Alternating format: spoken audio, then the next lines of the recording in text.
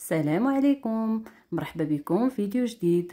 اليوم ان شاء الله كنقترح عليكم فخيضات ديال الدجاج مع البطاطا في الفران، كيجيو رائعين. تابعوا معايا الفيديو حتى الاخير. وقبل ما نبداو نتمنى منكم اللي مازال ما اشترك في القناه يشترك ويدعم القناه باش يوصلكم جديد الوصفات.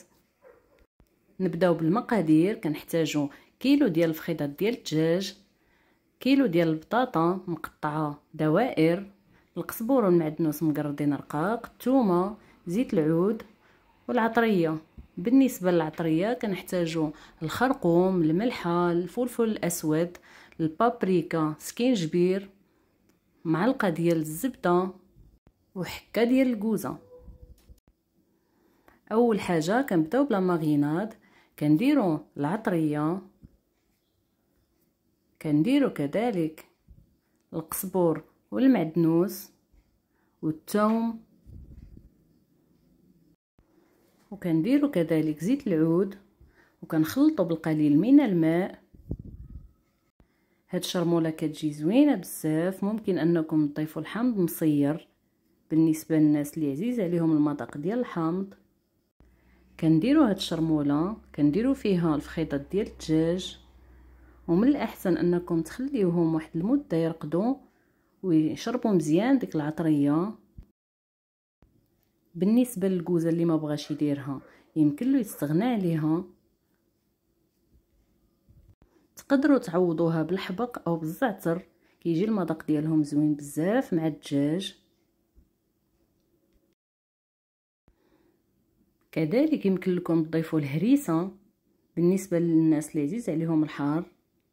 وبالنسبه للفخيضات ديال الدجاج من الاحسن انكم تاخذوهم نهار قبل، تغسلوهم مزيان وترقدوهم في الملح والحامض او الخل. وإلا خفتوهم ما يطيبوش في الفران من الافضل انكم تجمدوهم وعاد الغد ليه تخدموا بهم. ولكن الا خدمتو بالدجاج يلا خديتوه مازال جديد كيجي قاصح ما كيطيبش. كنديروا الفخيضات في ديك شرموله وخليوهم مده على الاقل ديال ساعه المكانه باش يشربوا مزيان التوابل.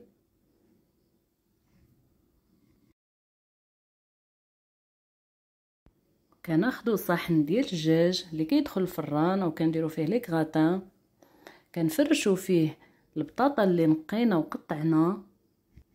بالنسبه للبطاطس راني ما سلقتهاش. كنوضعوا فوق منها الفخيضات ديال الدجاج وكنخويو ديك الشرموله اللي بقات من الفوق، وكنسخنوا الفران مزيان قبل ما كندخلوا هاد الفخيضات. ومن الاحسن انكم تغطيوهم بورق الالومنيوم او ورق الطبخ. وكما كتشوفوا انا ما ضفت لهمش الماء، كيطيبوا فقط في الماء ديالهم. بعد ما سخنت الفران من الفوق ومن التحت كندخلوهم تقريبا كيبقاو لمده ديال نصف ساعه.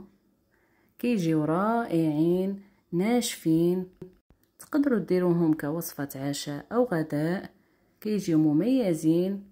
تقدروا كذلك انكم تديوهم معكم للخدمه او تصيفطوهم مع الوليدات للمدرسه. كيكون هذا هو الشكل ديالهم. كنتمنى الوصفه تكون نالت اعجابكم. نتلاقاو في فيديو جديد مع وصفه جديده. السلام عليكم.